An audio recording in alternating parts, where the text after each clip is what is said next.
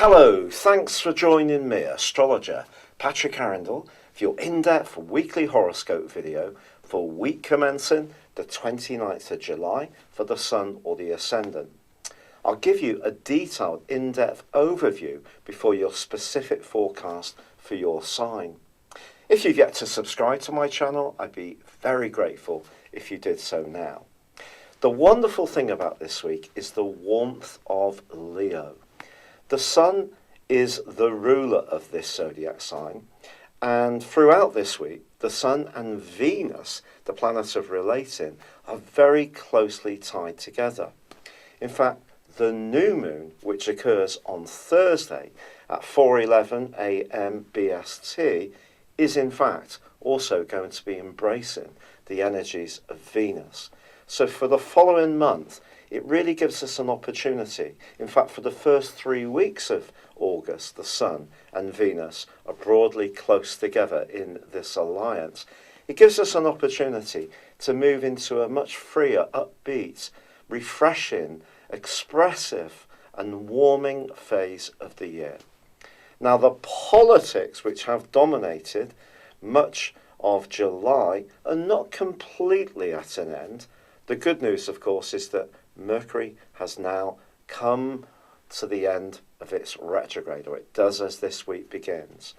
But it is still going to be in an opposition with Pluto for much of this week. It's broad, but it's there, suggesting we may encounter somebody who's a bit of a might is right type character, someone who's very dogmatic, doesn't want to listen.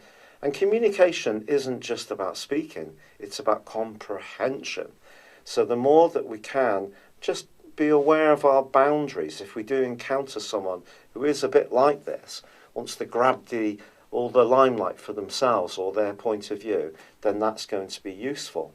Now, the Sun and Venus are also going to be clashing with Uranus this week. Now, in terms of the Sun's case, the Sun in Leo is very much about energy, self.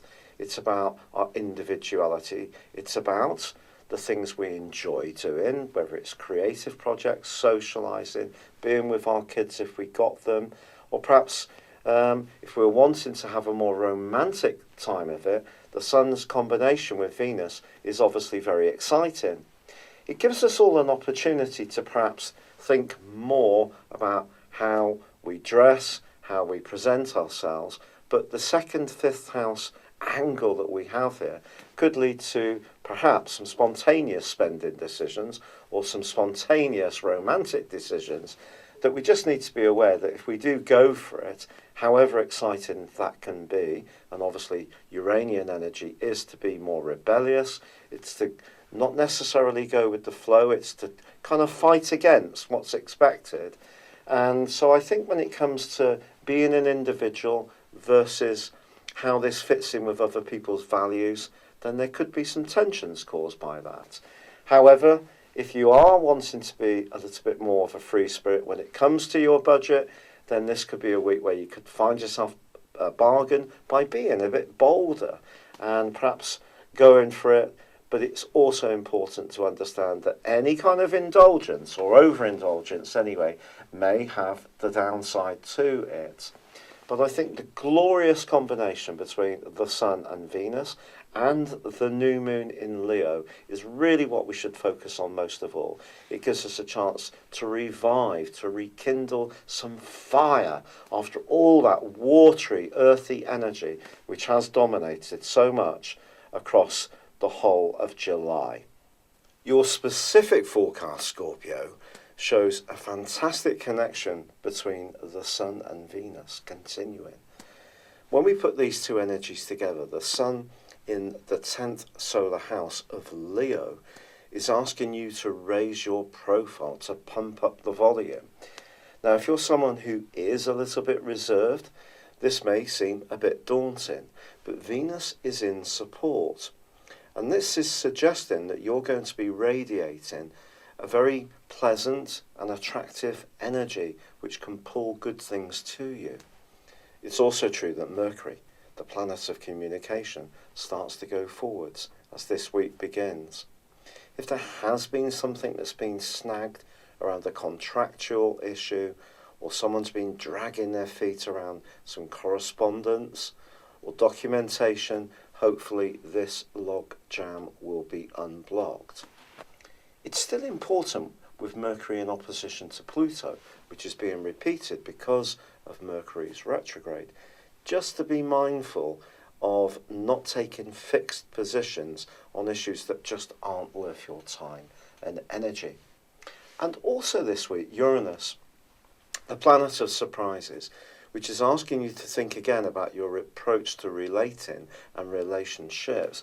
That does clash with the Sun and Venus.